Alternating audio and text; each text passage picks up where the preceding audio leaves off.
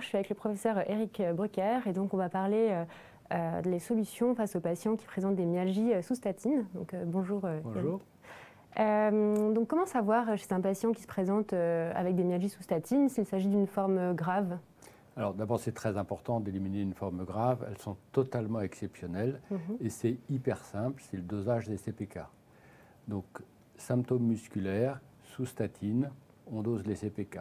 Elles sont très élevées, supérieures à 5 à 10 fois la normale. Ça peut être une forme grave, donc là il y a une démarche thérapeutique bien particulière. Les CPK sont normales, on est certain que ça n'est pas une forme grave. Ok. Et comment traiter ces patients qui présentent une forme grave? Alors le traitement dépend, parce que les formes graves sont rarissimes, donc clairement ça impose l'arrêt du traitement, parce qu'il y a un risque d'insuffisance rénale, donc on arrête le traitement, et en général ça rentre dans l'ordre. Donc c'est purement arrêt de traitement, et puis hydratation et la prise en charge classique de ce qu'on appelle la rhabdomyolyse. Ok. Concernant les patients qui ont donc des myalgies avec des CPK normales, quels sont les moyens pour améliorer leurs symptômes tout en gardant le traitement par statine? Alors, d'abord, il faut rassurer le patient quand, à l'évidence, il y a une douleur qui ne peut pas être liée à la statine. Comme je dis classiquement, on a mal au genou droit, c'est impossible que ce soit la statine, et donc il faut l'expliquer au patient, donc le rassurer et l'encourager à continuer.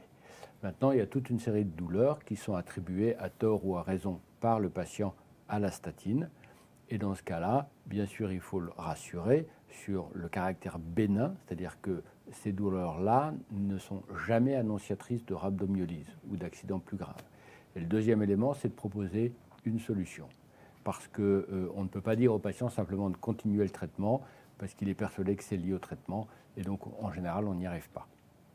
Alors la solution, il y a plusieurs possibilités. La première, c'est de changer de statine, puisque les statines ont une pharmacocinétique totalement différente d'un patient à l'autre.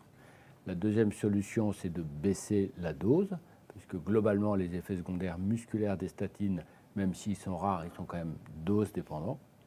Troisième solution, c'est de proposer la vitamine D, parce qu'on sait que la vitamine D a un tropisme musculaire et qu'il y a un certain nombre de patients qui sont améliorés quand on les met sous vitamine D, donc en gardant dans ce cas-là le même traitement, ou plus rarement le coenzyme Q10.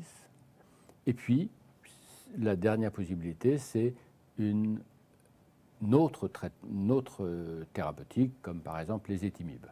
Alors, il y a un élément quand même dans la démarche thérapeutique, c'est aussi de rechercher un facteur déclenchant, parce qu'on a parfois des patients qui prennent des statines depuis très longtemps, et tout d'un coup, ils se plaignent d'un symptôme.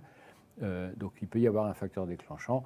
Un des classiques, même si ce n'est pas le plus fréquent, c'est la prise de jus de pamplemousse pour certaines statines, ou la prise d'autres traitements qui interfèrent en fait avec la statine. Voilà, donc c'est quand même utile de rechercher une cause déclenchante. Ok, ben, merci beaucoup. Donc ça nous fait plein de moyens pour gérer ces patients. Merci à vous.